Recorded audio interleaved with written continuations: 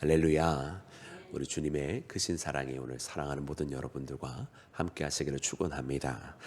사랑하는 여러분, 오늘 말씀에 보면 주께서 나를 모태에서부터 지으셨다 이렇게 고백을 하고 있습니다. 그러므로 여러분, 하나님께서는 나를 너무나 잘 아십니다라고 하는 그런 고백으로 시작하고 있습니다.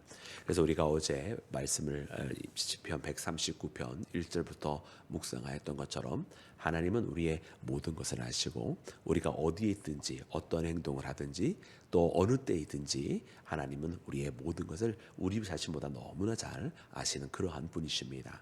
근데 특별히 오늘 말씀에는 하나님께서 우리를 아신다는 고백을 하는 것뿐만 아니라 사실 하나님께서 우리에게 아심을 지금 다윗이 알고 고백을 하고 있는 것처럼 우리도 바로 그와 같은 하나님께서 우리를 그 누구보다도 잘 알고 계시는 분이심을 우리도 알고 있음을 고백하고 있는 시입니다.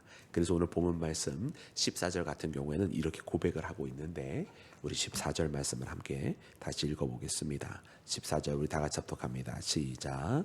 내가 주께 감사하옴은 나를 지으심이 심히 기묘하심이라 주께서 하시는 일이 기이함을 내 영혼이 잘 아나이다. 아멘. 아멘. 여러분 그렇습니다. 하나님께서 이렇게 우리를 잘 아심을 우리도 압니다. 나도 주님을 압니다. 라고 그렇게 고백을 하고 있습니다. 그래서 주의 지으심이 신묘하고 또 은밀한 곳에 있는 모든 것도 하나님께서 다 주님의 뜻 가운데 행하셨음을 이렇게 알고 고백하고 있는 여러분 이 시인을 우리가 만나게 된 것입니다. 그래서 오늘 이 말씀과 함께 여러분 우리도 하나님은 우리를 너무나 잘 아시는데 우리는 하나님을 얼마나 알까요? 다만 하나님께서 우리를 아시는 것과 우리가 하나님을 아는 것은 조금 다르기는 합니다. 하나님은 그분의 전지하심으로 우리의 모든 것을 다 아시고 또 우리의 어떻게 보면 우리는 표면적인 것들로 아는데 하나님은 우리의 본질적인 우리가 왜 그러한 생각을 하고 있고 또 어떻게 움직이고 있는지 또 심지어는 우리도 우리 스스로를 알지 못할 때 하나님은 우리의 근원적인 문제까지 다 보시고 그 모든 것을 통찰하시는 분이 하나님의 아심이라고 한다면 우리는 하나님을 알 때 우리가 하나님의 깊이를 다 통찰하는 것이 아니라 우리는 하나님께서 우리에게 행하여 주시는 그 은혜로 말미암아 우리는 하나님을 경험적으로 아는 것입니다. 그래서 하나님께서 우리를 경험하게 해주시는 것만큼 여러분 하나님께서 우리로 하여금 알고 깨닫게 해주시는 것만큼 또 하나님과 우리의 만남이 있는 것만큼 우리는 하나님을 아는 것입니다. 그래서 누가 하나님을 잘 아는 사람인가? 여러분 세상에서 하나님을 경쟁하듯이 누가 더 잘하나 그렇게 경쟁할 수 있듯이 알 수는 없는 것입니다. 다만 하나님의 은혜를 늘 경험하고 하나님과 늘 항상 동행하는 사람이 하나님과 함께하는 이 만남의 시간이 더 많기 때문에 그나마 더 많이 하나님을 알 수 있는 기회들이 있었던 것이고 또 그래서 하나님을 이렇게 날마다 또 이렇게 매일 새벽을 깨워서 기도하는 사랑하는 여러분들이 그렇게 하나님을 매일마다 경험하면서 하나님을 알고 주님께서 우리를 이렇게 사랑하시는구나 하나님께서 나의 기도를 이렇게 들으시구나 알고 우리가 경험하게 되는 것입니다. 여러분 그래서 우리는 우리가 주님을 아는 만큼 하나님을 우리가 경험하게 되고 또 하나님을 경험하는 것만큼 하나님을 알게 되죠. 그래서 뭐 어떤 분이 그러셨나요? 아는 만큼 보인다고. 그래서 어떤 뭐 지리적인 뭐 문화적인 역사적인 그런 사건들을 아는 것만큼 뭐 여행 갈 때 뭐 보인다 그러는데 사실은 그 말은 그 여행에만 통하는 말이 아니라 우리 신앙에도 통하는 것 같아요. 하나님을 깊이 아는 것만큼 하나님의 은혜가 무엇인지 더 경험하게 되는 것 같습니다. 우리가 초신자 때도 놀라운 하나님의 역사를 경험했지만 사실은 이제 신앙이 더 깊어지면 깊어질수록 모든 것이 다 범사에 하나님 앞에 감사할 수밖에 없는 이유임을 매 순간순간이 사실은 다 하나님의 손길이었음을 우리가 깨달아지는 것은 그만큼 하나님과 함께 해오고 하나님과 발걸음을 맞추어 왔던 그 시간만큼 우리가 하나님을 많이 알게 되었기 때문입니다. 그러나 사랑하는 여러분, 이제 이 세상이 어두워지고 세상이 죄악 가운데 있으므로 점점 더 하나님을 모르는 사람들이 많아지고 있습니다. 심지어 우리 신앙인들조차도 우리 신앙의 길이와 비례해서 사실은 하나님을 더 많이 알아야 되는데 참으로 희한하게 예전만큼보다도 하나님을 모르는 사람들도 꽤 많이 생겨나는 것 같아요. 그만큼 여러분 세상이 어두워졌기 때문이고, 여러분 주님보다는, 생명의 하나님보다는 여러분 세상의 어둠을 더 사랑하게 되는 사람들이 너무나 많기 때문인 것 같습니다. 그래서 오늘 이 말씀을 들어서 여러분, 우리가 하나님 우리 너무나 잘 아시고 우리를 지키시고 우리를 돌보시고 또 우리를 사랑하시는 하나님이신데, 우리도 이제는 그 하나님 앞에 응답하며 우리 하나님이 얼마나 큰 은혜의 하나님이신지, 우리 하나님이 얼마나 깊이 우리를 지금도 돌보시고 사랑하시는 하나님이신지 날마다 우리 경험하며 그 하나님을 조금씩 더 알아가는 믿음의 자녀가 되자고, 그렇게 함께 고백하고 그렇게 함께 붙들어주고 그렇게 함께 신앙생활하는 나와 여러분이 되기를 주님의 이름으로 축원합니다. 사랑하는 여러분, 또한 오늘 말씀을 통해서 보니까 여러분, 다윗은 우리가 여러 시편에서도 만나지만은 그는 원수에 대해서 이렇게 이야기하면서 그 가운데 나를 돌봐주시기도 고백을 하지만, 또한 원수를 물리쳐 달라고도 그렇게 고백을 합니다. 그러나 우리는 이 고백 속에서 다윗에게 있어서 원수가 누구인지를 다시 한번 돌이켜 봐야 됩니다. 단순하게 다윗의 앞길을 막는 사람이었을까? 다윗에게 있어서 그 대적들은 단순하게 다윗을 죽이려고만 하는 그런 사람들이었을까? 여러분, 도대체 그들은 왜 다윗을 죽이려고 했을까? 여러분, 다윗의 물론 상황은 우리가 성경이 우리에게 가르쳐준 대로 굉장히 다양한 역사적인 상황들이 나와 있습니다.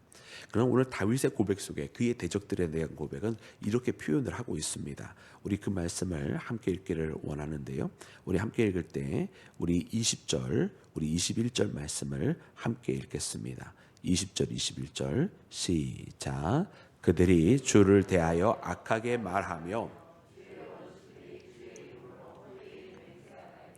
여호와여, 내가 주를 미워하는 자들을 미워하지 아니하오며 주를 치러 일어나는 미워하지 아니하나이까. 아멘, 아멘. 그리고 22절 말씀처럼 내가 그들을 심히 미워하오니.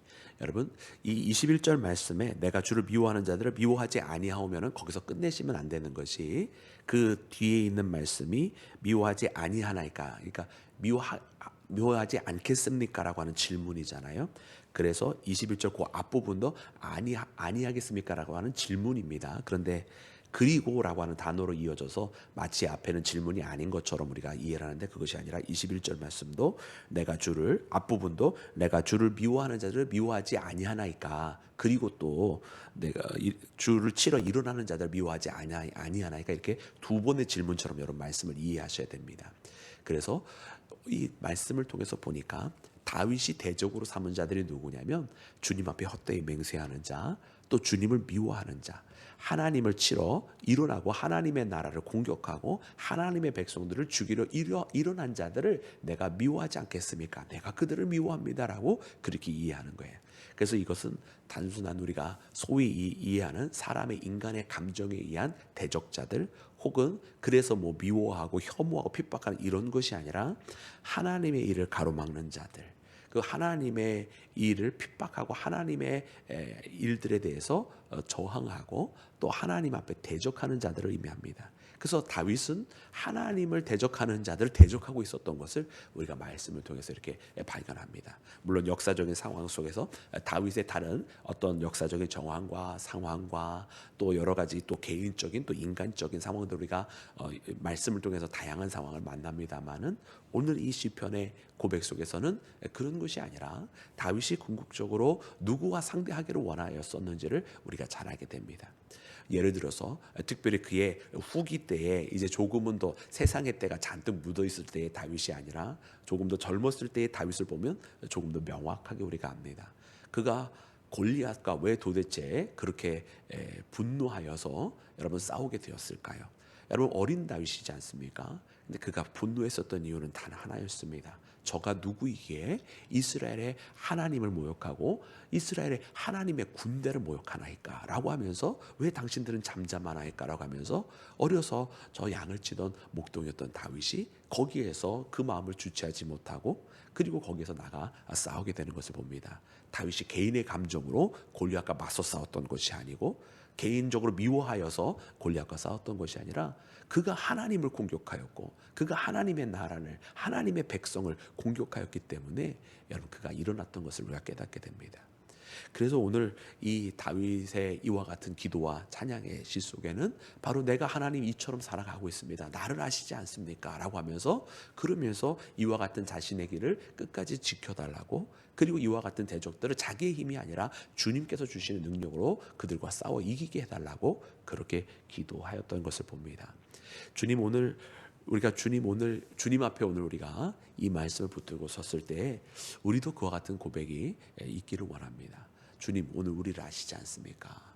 주님, 오늘 우리의 삶을 아시지 않습니까? 내가 살아가는 이유가 주님을 섬기기 위한 것임을, 주님 앞에 영광을 돌리기 위한 것임을, 내가 한 명이라도 더 주님 앞에 그 영혼을 구원하려고 애를 쓰고 있는 것을 주님 아시지 않습니까?